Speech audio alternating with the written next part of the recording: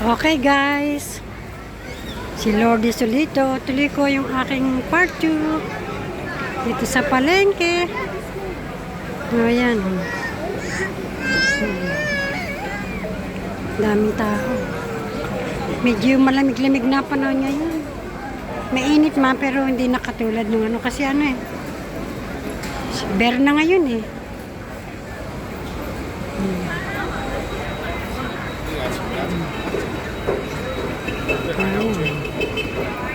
Ito ang buhay ko sa abroad, dito sa Hong Kong. Pag walang pasok, punta ng palengke, bili ng mga makakain. Meron pa naman ako sa bahay eh. Ilang items lang ang bibiling ko. Kanya avocado.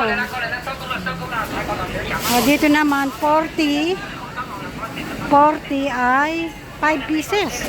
Yung ubas, ang lalaki oh. Nakakatakot naman kainin ang ubas. Baka may mga ano na yan. Mga injection na mga matatapang. Ay, naku. Hindi mo na alam kung anong kakainin na safety ka eh. Yan oh.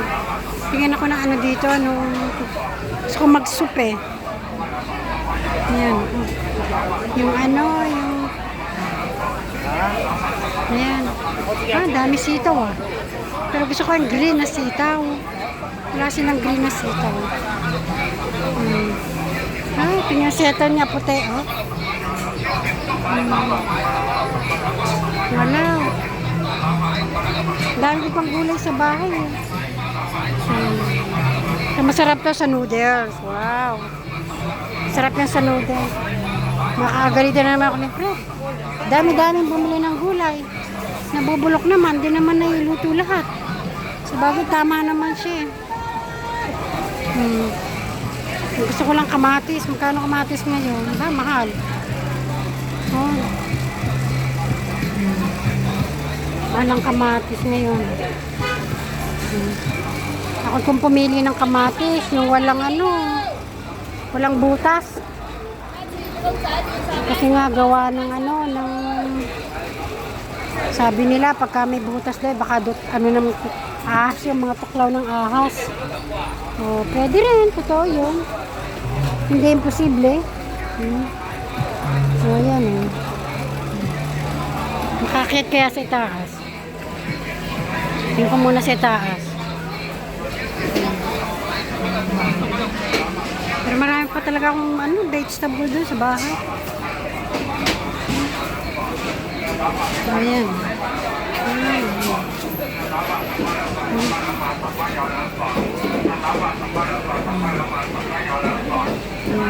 Ito ang palengke talaga dito. Ito saan ito? Shamshu po. Ba, maraming namimili dito kahit mayayaman. Ba? Mayayaman dito namimili. Dala-dala nila ang mga kanyang nila. Dito tayo. Ito na lang muna sa banda rito. Tingnan nyo, mga nagagandahang kotse, mga namamalengke yan. Kasi mga mura dito eh. Kita nyo. Pahapon na. Buti hindi masyadong mainit. Malapit na matapos ang dito summer. Summer nga. Ayun ang bilihan ko ng tinapay. Meron ako dito bilihan ng tinapay eh. Pero ang dami ko pang tinapay sa bahay. Yan. Tutulo ko yung paborito ni Tito Fred. Okay. Ito na lang. Ito paborito ni Tito Fred yan. Donut. Yan ang paborito ni Fred. Yan. Ako naman kahit at saka ito naman si Gladriel, yan gusto niya garlic bread, pero ayaw niya na maputla, gusto niya yung medyo dark brown, yung luto talaga. Okay, mga cake sarap din yan, tamis. Huwag ka lang kakain araw-araw at mga maiinit pa yan, tingnan. Oh guys, tingnan mga tinapay dito. Timo yan, kahit ganyan yan. Diyos ko, kamahal. Yan, yung mga ganyan. Bili mo $5 ang piraso. Oh. Ayan, ha. Isang piraso, $5. Ito, $4.50. Ayan. Ito, mga Chinese. Parang sa atin, doon sa may Quiapo. Ano ba yung Quiapo? Ito yung maraming mga Chinese na nakatira doon. Ayan, o, ayan, o. Ganyan din dito, o. Ang gusto ko lang dito, yan, yung dry mushroom. At saka itong mga ito. Ito, yan, panggisa. Ay, nako. Mahal nga, 1 kilo, 158. Oh, yan lang gusto ko dito. Yan. Ayan, mga tindang pang siumay, oh. Kata niya, sasarap din yan.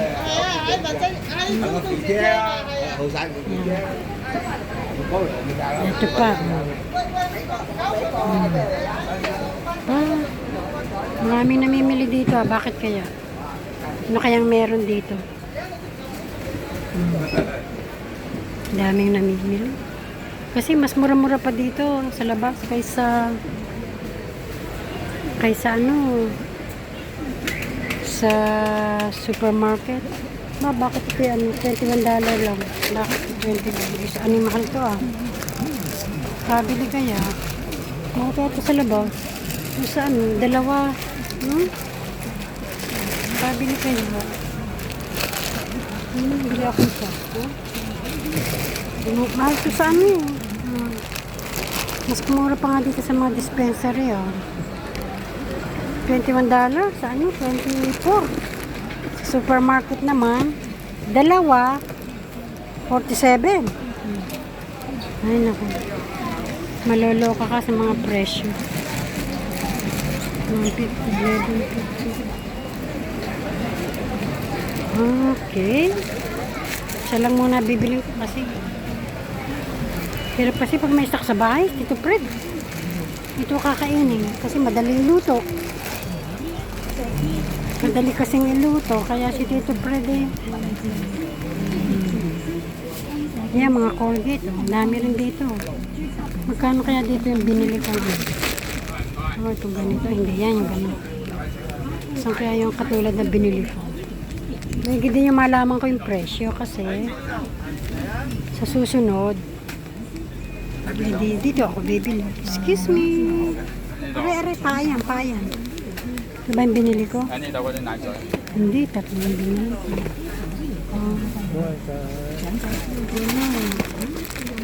Bakit kaya walang... Kano to? Pag ako'y umuwi ng Pilipinas, guys. Ayan.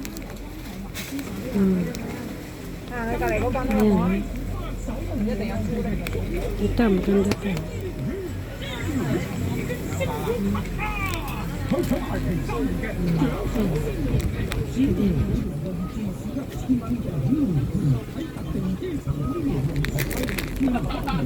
Saan kaya katulad ang binili ko? Wala sila. Yan, may mga ano pa. Ito. Talagang magamit. Kaya lang, kabibili ko lang. Ba, ganda rito. $10 lang. Sabi ko nga.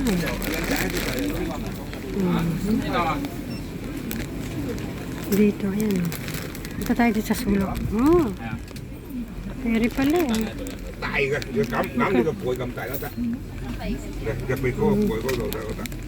Ayan, dito pala.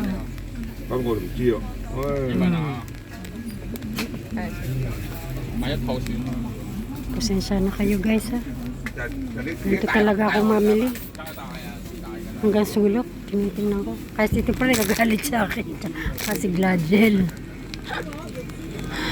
Tsaka ano, ngilig ko pang tumawad. Ay nako. O paano guys, patayin ko muna to at babayad muna ako. Okay. Ayan, punta na ako sa bayaran. Okay. See you. Mamaya na lang ulit. Bayad muna ako.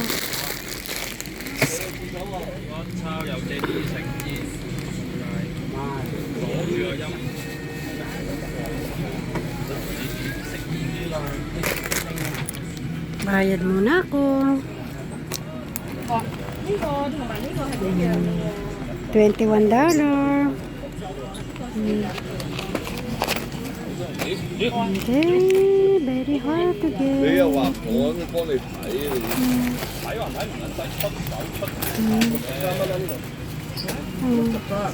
Is it $21? Okay. $21 daw. Very good. Bili pa ako ng ice cream. Bili pa ako ng ice cream para sa aking Galadriel. Nakano kaya yun dito? Yung ganang drinks. Si Lola. Sarap yun eh. Ano yun? Sabaw ng nyug yun. Sabaw ng nyug. Kaya kinuha ni Lola yan. Kano kaya yan dito? Sa iba, $7 eh. Wala. Naman ako makita sa ginampat ni Lola yun. Kasi sa mga magkakaiba presyo eh.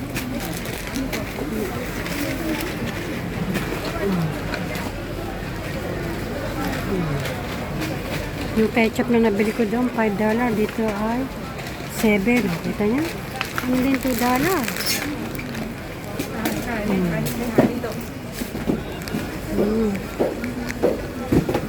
Dito. Waiting. Ayan. Ayan guys. Ayan. Ayun, Omping. Naalala ko na. O, ayan. Nasa Omping ako ngayon. Feeling ko, nasa Omping ako. Yan, tingnan daw. Yan. Mga bilihan ng press na karne. Kamamahal naman, grabe. Ako, mo order na lang sa amin sa trabaho eh. Pero malimit yung order yung stick yun. Mura lang doon. Pag ikaw ang bibili sa labas, supermarket, wow. Super mahal. Tago ko nga muna itong binili ko. Sipin nila, dinampot ko sa kanila. Tago ko muna. Yan. Ito ang mahilig ako mag-explore ng mga price. Magkano ang difference. Kailangan matyaga ka eh.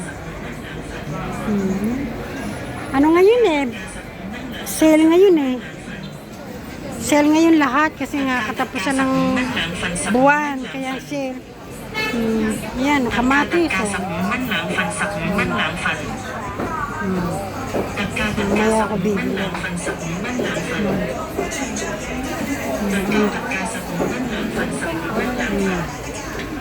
Gusto kong bumili ng isda. Ang problema, tinatamad naman ako maglinis, magluto.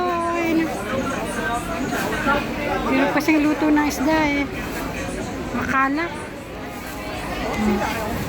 Yan, kita niya mga ano dito. Papaya, 20. 5 piraso, $20. Ubas, oh. Ganda ito, musika.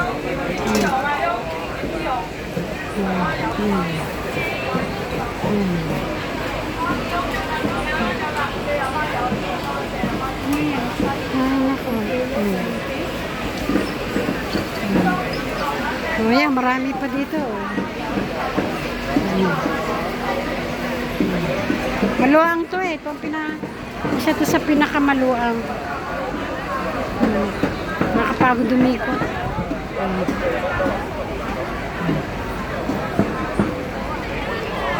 Kaya iikot ko, hindi ko alam kung saan ko lalabas nito.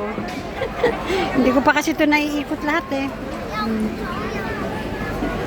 Kasi kalimitan eh, saan ako bumibili sa supermarket.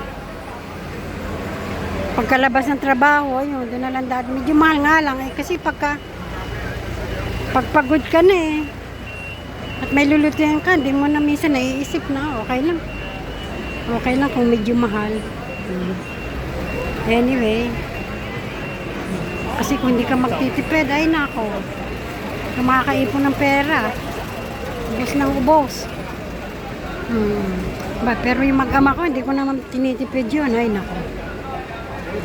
Kung tinitipid sa pagkain. Tsaka mura ang pagkain dito. Sa pagkain, napakamura.